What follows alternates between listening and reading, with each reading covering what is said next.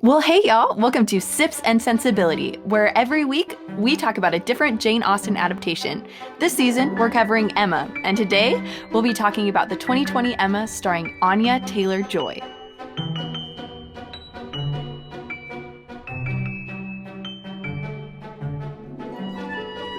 You can find this adaptation of Emma with an HBO subscription, or you can buy it on Amazon. Now that we have our introductions out of the way, Lori, what you sippin'? Well, to our audience, it might take them by surprise because they don't yet know this about me. But to my two best friends here with me, it will be no surprise. I'm drinking an amaretto sour tonight, and it's delightful. I might have poured it a little heavy. A classic Lori drink. It's been a long week. It has. Lori, you should tell the listeners what's been going on for you. Well, in the past 3 weeks, I have been under quarantine because someone in my family has caught corona. And last week, I caught corona. So I've been under quarantine. And then on Monday or Sunday, I forget which one, I went to the urgent care and they told me I had bronchitis. So I am a sick girl who has not left her house in 3 weeks. Save me. But we appreciate your dedication to the podcast, Lori. We really, really do. And I know I speak for both Beth and I when we say we're looking forward to when we get a Snapchat from you, and it is not telling us about another medical emergency. So prayers. They come so often, and it's so sad. Well, this evening I am drinking a butterbeer. I actually can't tell you the brands, but it is just cream soda, butterscotch schnapps, vanilla vodka, whipped cream, and butterscotch syrup. And it is mighty delightful. That sounds good. Ooh, I feel like that's also perfect because it's just post Halloween, but Harry Potter is also such a Christmassy thing for some reason. So that's like the perfect holiday beverage. It's like Yeah, a really good November, December kind of a vibe. Yeah, I'm really enjoying it. And I knew that I had promised that I would be having red wine this week, but my friend Kelly actually came over to watch this version of Emma with me, and she brought some Merlot. So we got to drink that together and watch this film, and it was just a joy. And today is actually my husband's birthday. He has found a recent obsession with butterscotch, and so the butterbeer is just in celebration of him. It's been quite delightful to sip on. Oh, well, I think I represent all of the Sips family when I say happy birthday, Ben. Happy birthday, Ben. I am actually drinking a Blue Moon iced coffee blonde, so something a little bit different for me. There is a coffee theme here going on, Jules. I know. Well, ladies, I'm kind of afraid to ask after last week, but what did you think about this adaptation? I loved it.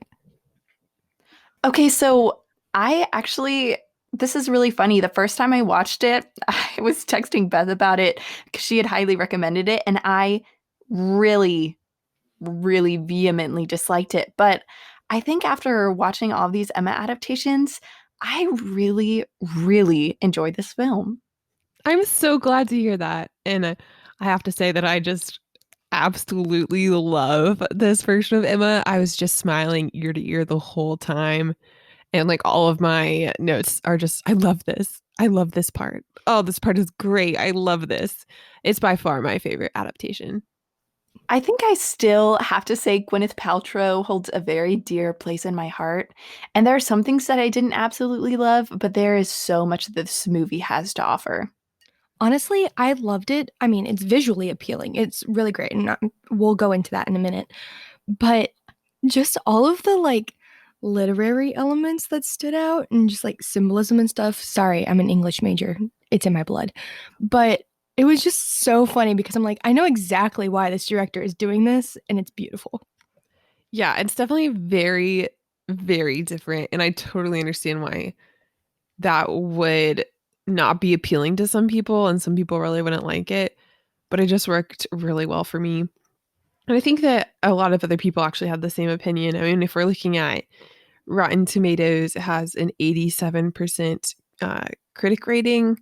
That's based on 235 reviews. It's really good. And yeah, and the audience is 72%. So not as well loved by the audience, but still really good ratings. I think it's one of those things. I think I've mentioned this before. I'm a part of a Jane Austen fan group, and there are very polarizing views about this film. And it's because some people love it for the artistic adaptation that it is, but true book purists don't love this film. So I think that's kind of why you have that 70%. It's because it's the average of the two polar opinions. I wonder why the book purists don't like it as much. Because honestly, like watching it, I didn't see a whole lot that was like red flag.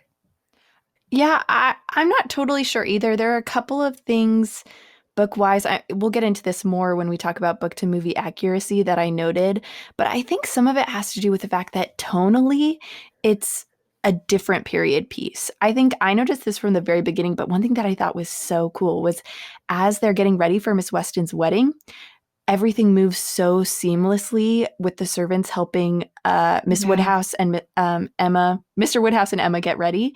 It's almost choreographed, and I'm sure it was, but they're just moving so seamlessly, and um, it's paced so very quickly that it reads very differently from other period pieces that kind of move more slowly. Like if you're looking for a 2005 Pride and Prejudice beautiful but modern adaptation, that's not what you're going to get here, if that makes sense. But I would argue that, I mean, yes, I completely agree with you, Julia. I would argue that it is kind of artsy in its own way. I would say this is the 2005 Pride and Prejudice version of Emma for me. I have Yeah. those same feelings towards it, and it evoked emotions in me that really only that other movie can when it comes to Jane Austen. Those two are the most comparable for me. I totally agree with you. I do think, though, that where the disconnect comes is Emma is really more of a comedy than Pride and Prejudice is. There's so many Mhm. more comedic elements, and this movie really draws those out a lot more than Pride and Prejudice does, where Pride and Prejudice is this romantic drama. This definitely is more comedic, and I think people wanted it to be more dramatic, those that didn't like it. Yeah, I think when you think of a traditional uh, Jane Austen period piece, you do think of a dramatic film. But this is definitely, like, and I have this written down, it's way more of a rom com. And I kind of loved it for that because it felt good to laugh because there's parts of Emma that are just absurd that happen and you need to laugh at it. And you do in this film. Yeah, I thought it was hilarious. One thing that I will say about period pieces that I think is really cool, some of you may know that this movie is titled Emma Period, and that was actually very intentional. And the director said that the period is to signify that this is a period piece set in its original area. So you see Emma Period because it's a period piece, and I thought that was just a really funny tidbit. That's great. I had been wondering that, so that's good to know. I also really liked the music in this movie, which I'm going to touch Oh, on more yes. in a second. But one thing I thought was really cool was the actual singing, and we see that in most of Emma. We see the character singing, but Johnny Flynn, who plays Knightley, is a really famous singer, and he and his other castmates actually do all of their own singing in this movie. Yeah, as well as the instrumental playing. Like Jane Fairfax's piano playing in this movie is so incredible. And that was the actress playing it herself. I also read that she had to retrain to play on the pianoforte because it has shorter keys than an actual piano. So they were very dedicated. Okay, that's impressive. Yeah, that's incredible. That's some dedication. Well, as far as actual music and cinematography in the movie goes, what did you guys think? As for music, I think it's along the same line. I loved it. I thought it went very well with the piece. There were moments where it was like the music was dramatic, the scene was dramatic, the music played along with the music played along with the cinematography. The only thing I will say is there was a couple parts in the film where there's those choral bits. The hymns. Um yeah, and a couple of them I was like, okay, yeah, I can get behind it. But then there was also a couple where it just felt out of place and I was kind of like, what is happening?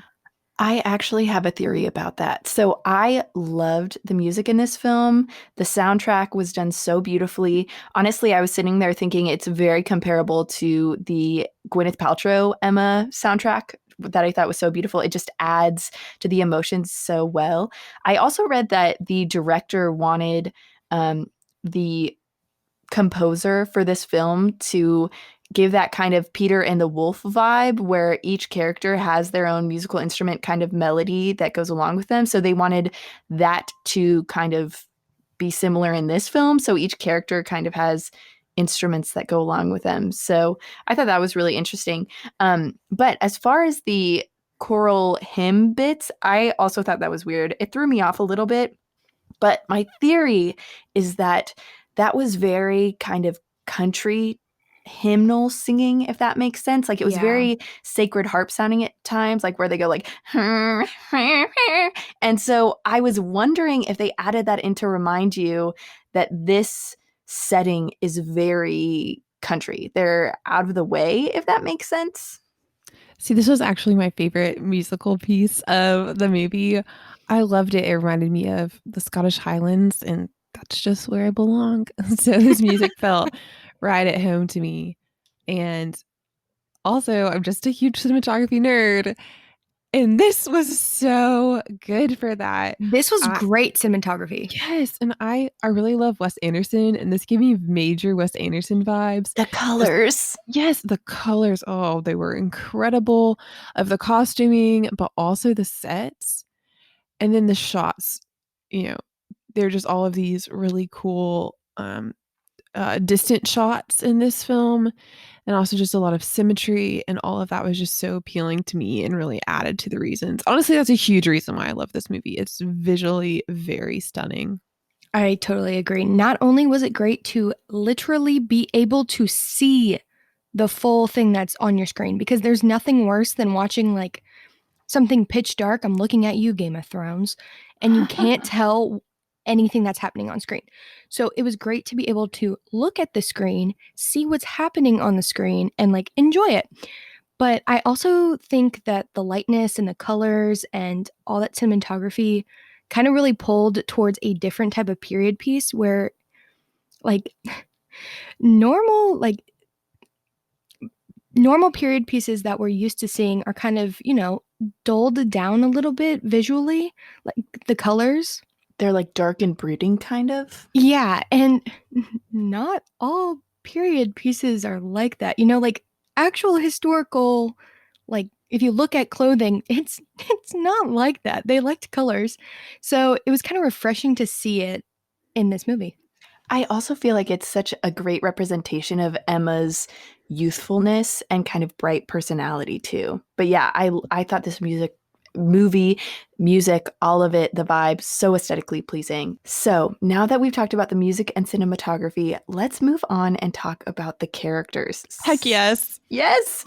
So let's start with Emma. What did you guys think of this adaptation's version of Emma, who's played by Anya Taylor-Joy? A big name. She just starred in The Queen's Gambit. She's been in Split. She's been in quite a few movies. Big That's a name. lot of like big name, high profile movies and stuff, especially the Queen's Gambit right now.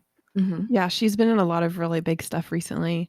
And Ben and I were in the middle of watching The Queen's Gambit. Like, we literally stopped the episode when my friend got to the house and started watching the 2020 Emma.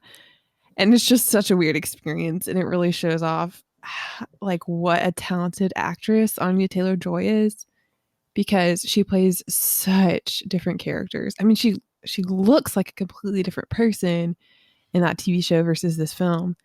And it's insane, but I was just blown away by her performance in this. This was the first thing that I saw her in, and I was really highly anticipating this movie coming out. I read tons of interviews with her and Johnny before it came out, and I just really like her, and I'm very impressed with her talent. I think her range is incredible. I really like this version of Emma, like her portrayal of her. It felt really to character, I guess, and it felt much younger than some of the other ones we've seen. It definitely felt more like she was in her later teens, early 20s.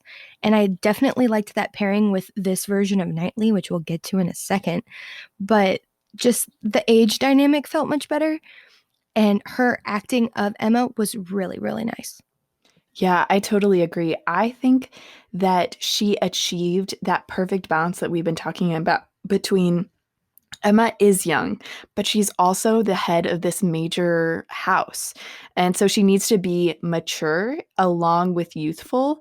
And I felt like she did such a great job. She was so vain at the beginning. And I think that kind of rubbed me the wrong way in the first viewing, but I really loved watching her progression. I felt like Emma had such a great character arc. She had such an improvement during this film. I also felt like her you already mentioned this, Lori, but her chemistry with Johnny Flynn was just incredible. And Mhm. her relationship with Harriet, too, I thought was really sweet. You know, when we've talked before about the critiques of Robert Martin, and I felt like she was just disdainful enough without it being rude. And I thought that was a really great achievement. Yeah, I thought she was just the most perfect Emma. I loved everything she did.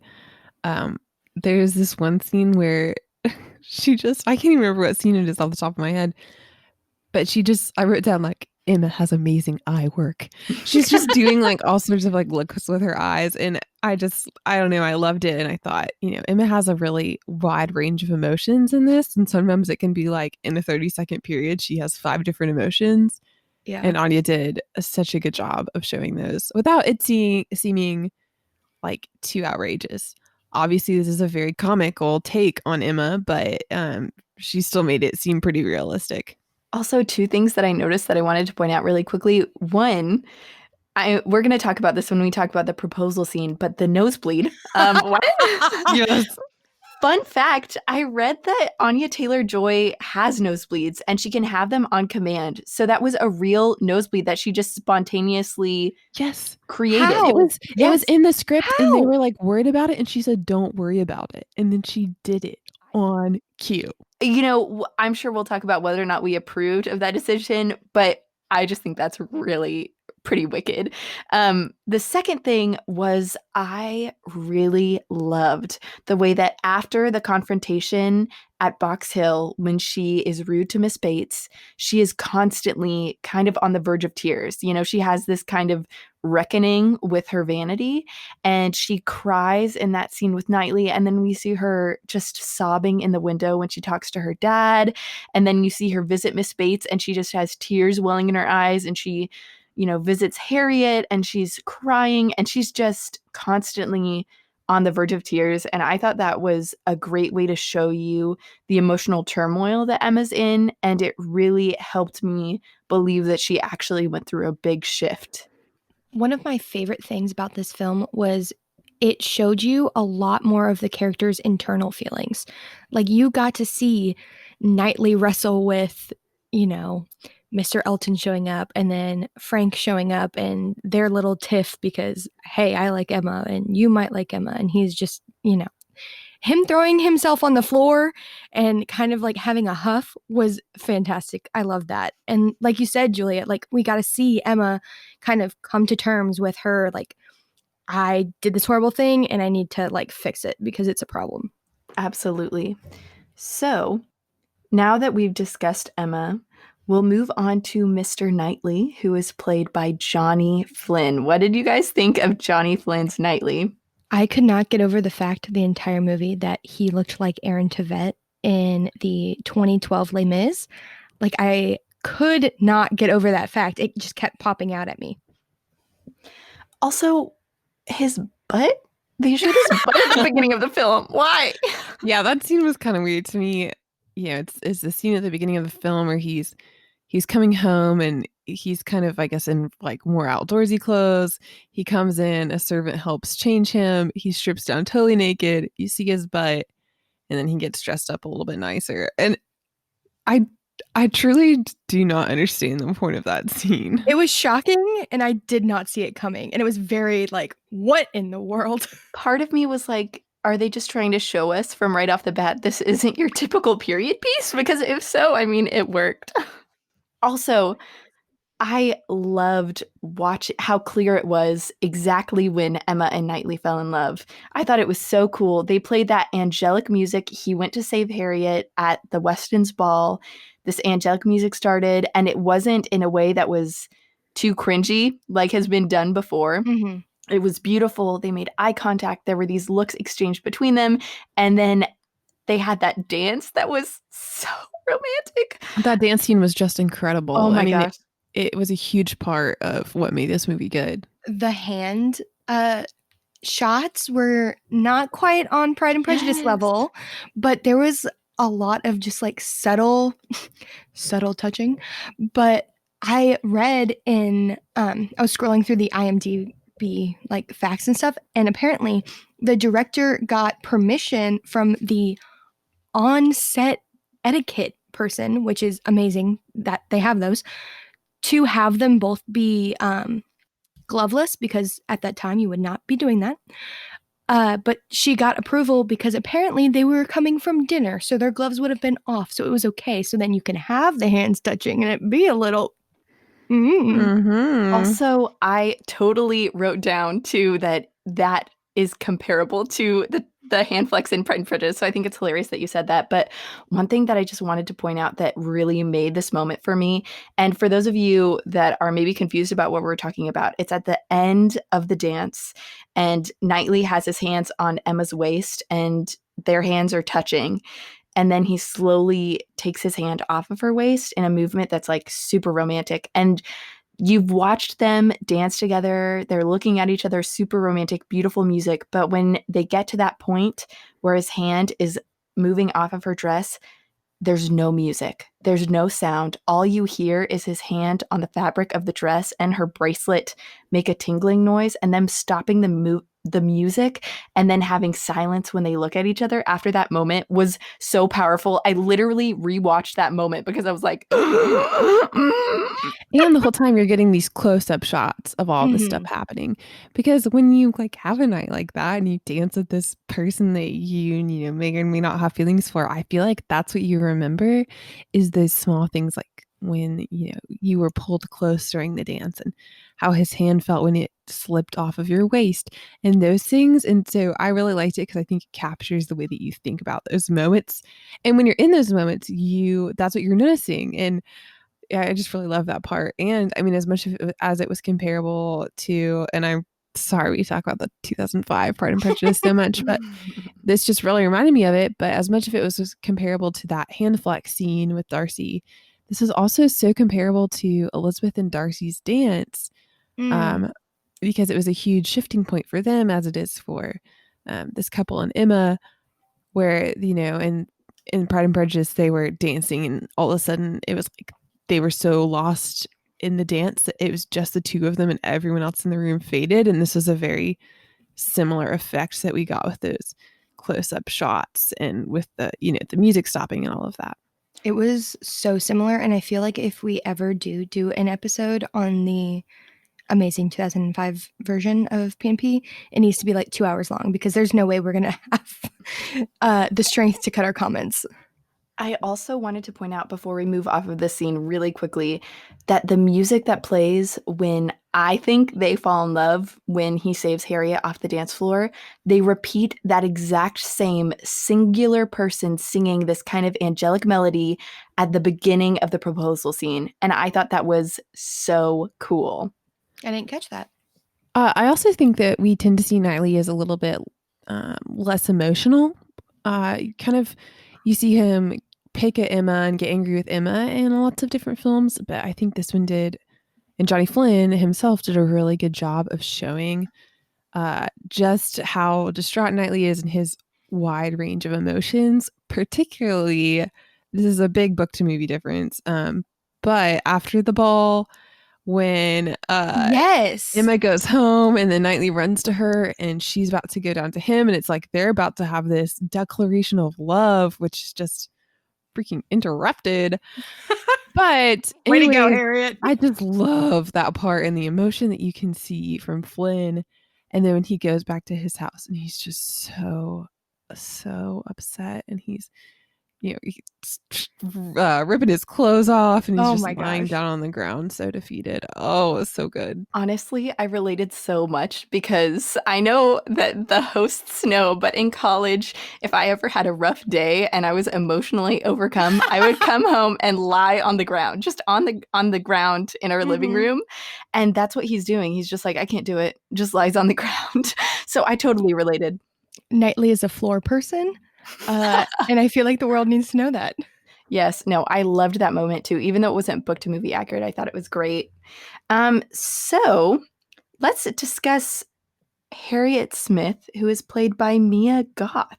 What an interesting Harriet. Yeah, it was very different than anything else I think we've The seen. main thing that stuck out to me about Harriet was the lack of eyebrows. I knew you were going to say that. I'm a big eyebrow person. That's what I notice about people. And I was like, she would look a lot better if she had some more defined eyebrows. One thing that I did really like about this Harriet, I guess, is she's super bubbly and very silly. And this piece really emphasizes just how silly and Young she is. young she is. You see sequences where she's like playing this game involving sand at the boarding school, and that really shows you just how different she and Emma are, because Emma is a bubbly person, but she's much more serious. And I actually really liked seeing that. I felt like it really added to the comedy. And I thought that was really cool. One thing that I did miss, again, this takes away from the book to movie accuracy a little bit, but I would have loved to see this Harriet's take on throwing away Elton's treasures into the fire. I thought that would have been hilarious. I think their take on that was her throwing the book into that pond thing. I think that was their version of that. Oh, yeah, And her probably. taking that portrait, the portrait that Emma and he had framed, yeah. But something that really added to, she's a very comical character, and something that really added to that was she just, Kelly and I were laughing so hard, she just seemed kind of mousy. Yeah. Like she ate Yeah. weirdly and with a lot Yeah. of noises. But the main thing was her walking. It was like this weird trot thing where she was like kind of bouncing around, and it was too funny. There's a mouse comment I'll make later about a different character. But yes, Beth, I totally agree. I think one of my favorite things about Harriet, it's kind of around her, it's not about her specifically, is how her and Emma's relationship develops. It kind of goes from Emma seeing her as a charity case to them actually being friends. Because at the end, like, you see how distraught she is, or how distraught Emma is over Harriet, and like they have a sleepover, which we had a sleepover last time too. But like, you can genuinely tell at the end that they are friends, and like Emma wants to keep that friendship, where at the beginning I was like, I don't really know about this. One thing I really wanted to get your opinions about, when Knightley and Emma have the fight about Robert and Harriet and their relationship together, Emma tells him, I didn't, I wasn't trying to keep Harriet from Robert. I just wanted to keep my friend. And I wasn't sure if that was just this movie having a different take, or if Emma was lying to Knightley. I don't know. That's a I good don't know question. I don't know that I picked up on that. I Yeah. know what you're talking about. I just don't know. It was definitely a minor detail. Send us a DM. Let us know what you think. So now that we've discussed Harriet, let's talk about her first love interest, Mr. Elton, who is played in this film by Josh O'Connor. Thoughts? I could not place it at first. With his like movements and how he moved was very odd to me. It was kind of freaking me out, and then it hit me about, I don't know, a quarter of the way through the movie. He reminds me of Peter Pettigrew. And it really freaked me out, because once I saw it, like, he looked like a rat and I couldn't shake it, and it was really disturbing. That's actually really funny. I will say he plays Prince Charles in The Crown, and I could not stop thinking about that. Yeah, I just saw him as Prince Charles the whole time. Especially when I watched it the first time. Had it been that long since I'd watched the third season of The Crown, I was like, oh, that's Prince Charles. Honestly, like, do they have similar attitudes sometimes? You be the judge. But yeah, I really liked him. I thought he did a good job. Yeah, I thought he was a good actor. But yeah, I just saw Prince Charles the whole time. And he looks ridiculously like Churchill to me. They look like almost the same person. Yeah, they look similar. That's interesting. I didn't really notice that. I did think that Elton played a great line between, it is clear to the audience that he is pursuing Emma, but not so clear that we're thinking Emma's really kind of silly for not noticing. Yeah. We're going to talk about this later, but the proposal scene was great. I did feel like, though, after he got married to Mrs. Elton, his character just kind of took a dive. And this happens a lot, but you just totally lose him. He doesn't really make an impact on you anymore. One thing that I did notice was that he kept falling asleep in the scenes that he was in after he got married, which I thought was kind of weird. Like, he was asleep at one point when they were at Mr. Knightley's house, and I don't know, maybe they were trying to make a point about how he's bored in his marriage to Mrs. Elton. Yeah. What'd you guys think of Mrs. Elton? I honestly, I don't have a whole lot of thoughts. Like she was annoying if you really want to pay attention to her, but like I feel like beyond Emma, Harriet, and Knightley, there weren't and like maybe her dad. I kind of loved her dad in this. All the other characters weren't that impactful, and I couldn't really find myself super paying attention to them. Yeah, I thought she was obnoxious. I thought her hair was absolutely insane. That's where the bad hair comes in. But clearly this time it was purposeful. Yeah. I mean, if we want to have another bad hair moment, can we talk about Knightley's like chin beard sideburn situation? Like I was not a mutton fan. chops? Yeah, no. Yeah, Um, I guess ultimately I felt like Mrs. Elton was a good Mrs. Elton, but it wasn't necessarily notable. yeah. I do feel like I really actually liked all of the like side secondary characters in this. I thought they really did a good job with their casting, but they didn't get as much screen time. So I see what you're saying, that they may not have made as much of an impact. But Miss Elton just kind of felt like she felt like a bird. She's Oh, bird-like. Yeah. the tiny little head and the long neck. Yeah, Yeah, the she had a her really neck long was neck. so long. And I kind of, sorry, this is weird, but I liked the visualization when the servants came and put the really tall cake right behind her. And it's like you get the really tall cake next to her really long neck. And I was like, are they playing on something here? Because Well, speaking of characters that aren't particularly notable, I'm revealing my opinion early. What did you guys think of Callum Turner's Frank Churchill? I mean, it was good. Like I said, I really liked what they did with all the characters in this, but also he didn't get a lot of screen time. I mean, we just didn't see a ton from him. There is kind of some Frank moments that I missed a little bit. I don't know that he was quite as flirty with Emma in this one. he was more reserved. Yeah, he definitely wasn't as flirty with Emma in this one. You did have a couple of moments where he would look at Jane and they would show their kind of mutual acknowledgement of each other that was supposed to be flirting. But overall, again, the Frank and Jane story had to take a backseat to the Emma and Knightley story, the Emma and Harriet story. And I don't think there were definitely scenes I missed. Frank's acknowledgement and almost confession of love to Emma that is actually about Jane. I thought, that's something that's really important that I missed, but I understand why they got rid of it. I think they really had a very impactful Emma and Knightley story in this adaptation, and so they just chose to forego the Frank and Jane story, which is sad, but Yeah, I feel like he was mainly used to further the Emma and Knightley story. I mean, especially when, you think you're about to get that declaration of love between Knightley and Emma, and Ugh. I mean, it's not going to happen, but still. And then Churchill comes in with Harriet, and uh, instead of asking Knightley to stay and help her, she asks Frank, which is because she thinks Harriet likes Frank, but to Knightley it doesn't come off that way. And so, I mean, it felt like that was mainly what his character was used for, was just to move that forward. he's a tool in their storyline. I feel like one of my favorite things that they used Frank for was this weird, almost love triangle-esque thing going on between Knightley, Frank, and Emma. There's that one moment, I think it's right before the ball, when it's both of them, Frank and Knightley, are like flanking the door, and Emma walks up, and Knightley's like, after you, kind of, and Frank's like, after you, and Emma walks through, and the guys kind of have a, you go, no, you go. You go, no, you go, kind of a moment.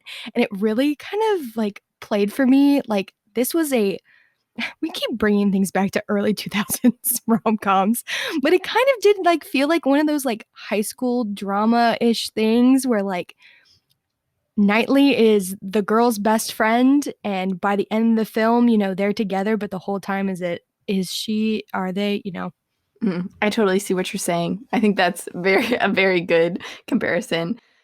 So let's move on to somebody who I think gets more credit in this movie than they normally do. Let's talk about Mr. Woodhouse, who's played by Bill Nye. Yes, I talked about this in our very first episode. I said that he was the perfect Mr. Woodhouse to me, and I stand by it. I just loved what they did with him. Just the whole part about the drafts was so funny. And it's just such a good, example of the silliness that comes with wealth that is shown so much in this movie. I just loved him. I mean, I thought he was just like the perfect neurotic Mr. Woodhouse. It was amazing. He provided a ton of situational humor, which I definitely appreciated in this film. And I think the whole drafts situation, which was beautifully done, love his portrayal of that, with the screens was like perfect setup for that scene at the end where like the screens go up and then all of a sudden Emma and Knightley are making out and you're like, oh, okay. Again, and I think he knew what he was doing. Oh, he knew what he was doing. He did too. Yeah. I thought that was great. I loved him. The first time I watched it, I didn't as much, but I loved two things specifically. He had these two servants on either side of him pretty much at all times in green who were just constantly at his every need, but they were also very clearly annoyed by his neuroses. And I thought that was really funny. The other thing was when he's first introduced, he's going down the stairs to get ready for the Weston wedding and he jumps. He jumps down the last two stairs. And I think right off the bat, they were establishing this is a more energetic Mr. Woodhouse than you're used to seeing. And I thought that was really cool. I will say those two servants get top billing on IMDb. They are literally right underneath Emma, which is hilarious. Okay, so I don't know if y'all caught this while you were watching, but I definitely did, and you know why. Mr. Weston is played by Rupert Graves, who is Lestrade in the BBC Sherlock. So yes, if you love Benedict Cumberbatch and you were watching that and you go and watch this, Lestrade is Mr. Weston, and you can't really get past it at first, but then you do, and it's beautiful. Love him. I don't know that we've had an episode without Lori managing to talk about Sherlock somehow yet. That's true. It's happened every episode. Okay, Jules, you mentioned at the beginning how some of that fan club was not a fan of this movie because of the book to movie accuracy. So what do we all think about it? Did anything really stick out to y'all? Honestly, I felt like it captured the vibe of Emma. It captured the character of Emma well, but there were definitely moments. They added in that almost love confession of Emma and Knightley. They took away a lot of the Frank and Jane storyline, specifically Frank's almost confession of love to Emma. And so some of those things took away from the book to movie accuracy. But I felt like it was all for the purpose of being able to dive into that Emma and Knightley story more, because that was really the main focus of this. Do I miss Frank and Jane? Yes, but we got a better story of Emma and Knightley because of it. I totally agree. I love the comedic spirit of this movie, but they also, made a lot of choices in what they took out and what they added in to make it more romantic. And I really enjoyed that. I think that the choices they made worked really well for this film. So what did you guys think about the proposal scene between Elton and Emma? I kind of loved how Elton got so mad at the end and got physical. Like you saw his character flip. Like you could tell him acting with Emma at the beginning was kind of an act almost to kind of like draw her in, which is a little weird if you think about it. But like when she flat out denies him and he finally gets it, he like loses it. And he's yelling and he's like throwing hands up, not at her, but like at the ceiling. And like that flip moment to me was like the best part of that scene, I guess, because you see how drastic his character is. I thought Emma also behaved differently than we've seen, which I kind of liked. She spent the first half of the proposal pretty much just denying that he actually liked her. And she's like, no, you're drunk. You think you're talking to Harriet and you're not. And then finally, when she realized it, she was very cold in her rejection of him, which I I thought it was a cool take on it. Also, I thought it was really interesting that at the very beginning, it was really creepy, but he untied his cape very Yes. slowly. And then he got thrown onto Emma by the lurching of the carriage. And I thought that was kind of like a funny and also very creepy segment. Yeah, it definitely set the tone for that scene with like the really slow draw off of the cape. And then, okay, he has one layer off. Then all of a sudden he's like thrown on her. It was very weird. I wondered where this was going to go. Luckily, it didn't go the way that I thought it might have gone. But yeah, I did not enjoy it in like the best way, I guess. I also felt like Elton held his composure for the first half of the proposal too. And then when Emma kept insisting that he must mean Harriet, he had that line that we've gone back to a couple of times. Everybody has their level. And the way he delivered that, I actually really liked. It was like deep and very like intense. He meant it. It was pointed. It was. And then he started to get a little more intense with the proposal. But I thought it was a well executed scene for sure. So, what did you guys think of Knightley's proposal to Emma?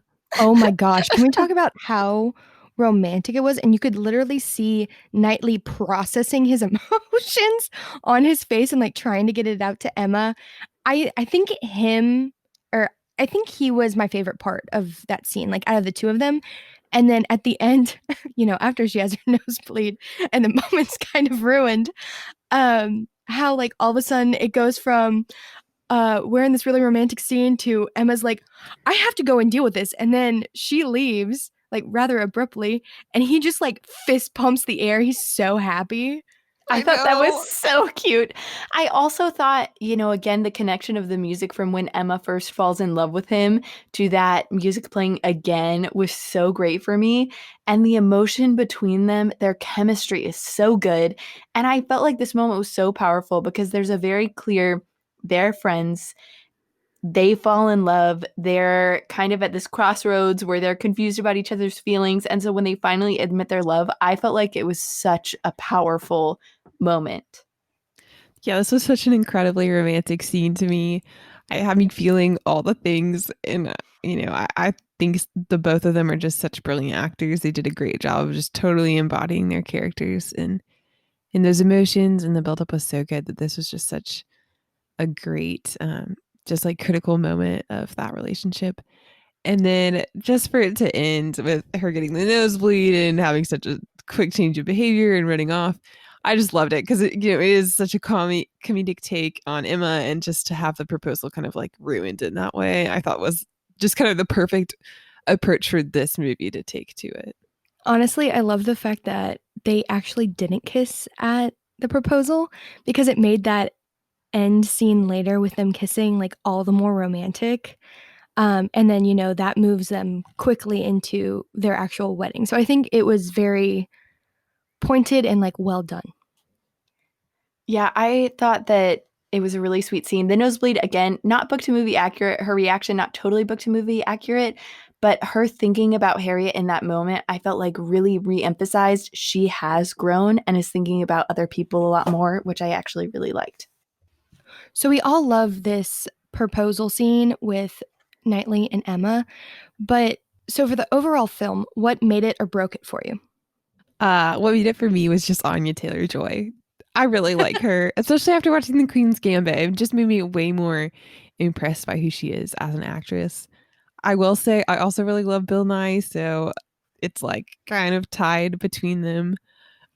And it's really hard for me to say what broke it because I just loved it so much. I can't think of anything, That's you know. okay. I was sad that it didn't have actually truly I didn't think about it at all. Like when I was watching it, I wasn't like, oh, I miss these scenes with Churchill. In hindsight, I think it maybe would have been nicer to get a little bit more. So I guess that's what I'll say. But I really didn't miss it. I just really loved this so much. Yeah, I didn't miss those scenes either.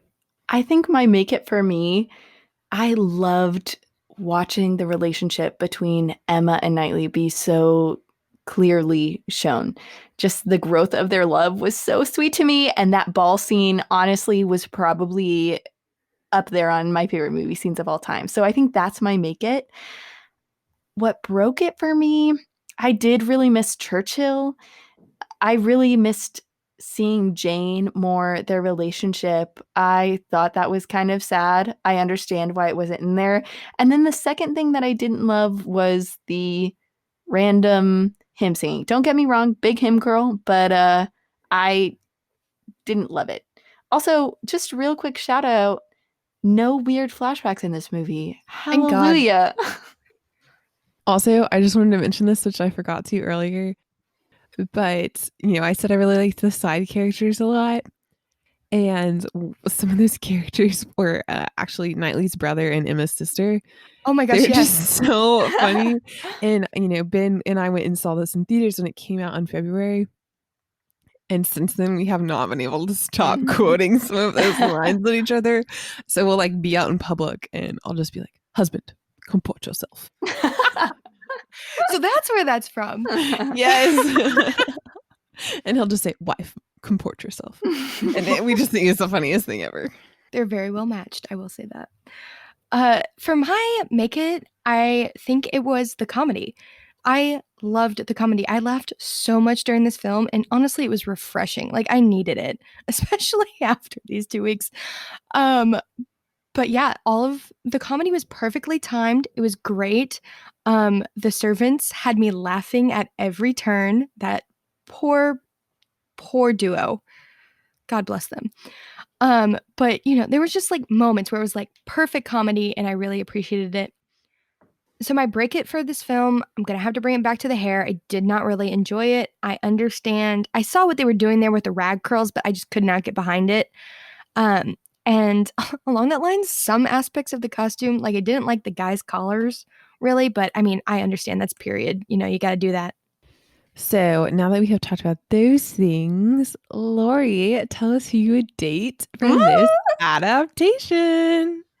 It is no surprise. I'm going back to my boy Knightley. Oh my gosh.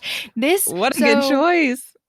At first, I thought I was not going to be able to get past his face. I'm not going to lie. There was a little bit of I'm not sure how I feel about you. Kind of like where he's see not someone like immediately handsome. Yeah, he's not like the most conventional handsome man that you've ever met in your entire world. By the end of it, you're feeling a lot of things for him. But at the beginning, that definitely threw me off the first time I watched it. But this time I was very ready for his face.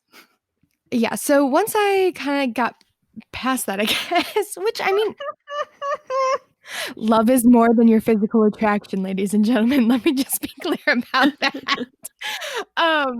But I will say, like, once I spent more time with him and, the film developed and you really got to see his character and how he acted and how he felt. And this Knightley was very expressive. Like, the badly done Emma scene really made me feel something when most of them do not. Like, honestly, most of the time I don't feel anything. Like, okay, wow. But, like, the way it was done was very well done and just, like, showed his range of emotions, I guess. And then, him throwing himself on the ground was just great. I loved it. And just, he was very well done, and I loved him. How was your quarantine cocktail, Lori? It was so good. I am done. I think I finished my drink, I don't know, maybe 10 minutes ago. So 10/10, highly recommend. Beth, how was yours? My butterbeer was really good. It is really sweet. That would be my warning. It's not something that you can really have more than one of. I would say our recipe is not quite perfected yet, but it is really good. And I did finish it. I just have like whipped cream remnants left in my glass. What about you, Julia? I'm not quite done with mine yet, but I anticipate finishing it. It's pretty good. I wouldn't say it's my favorite drink ever, but it was different and enjoyable. Okay, everyone, thanks so much for listening to this episode where we talked about the 2020 version of Emma. If you liked this episode, please give us a rate and review on Apple Podcasts and follow us on Instagram and like us on Facebook. We are on Instagram at Sips and Sensibility Pod and on Facebook at Sips and Sensibility. Okay, everybody. Thanks for joining us this week for our 2020 Emma adaptation discussion. Loved it. I think we all had a great time. If you want to join us next time, and you definitely should, we are going to be watching Emma Approved, which is a YouTube adaptation, which is really cool. Ooh. And it is obviously on YouTube. You can just type in Emma approved. The creators are going to be Pemberley Digital. There are 72 episodes. Don't freak out. They're only like 5 to 8 minutes long. I don't know about y'all, but I love the YouTube adaptations, and I can really just binge watch them. It's really nice because they're so short. But until next time, everyone, keep on sippin'.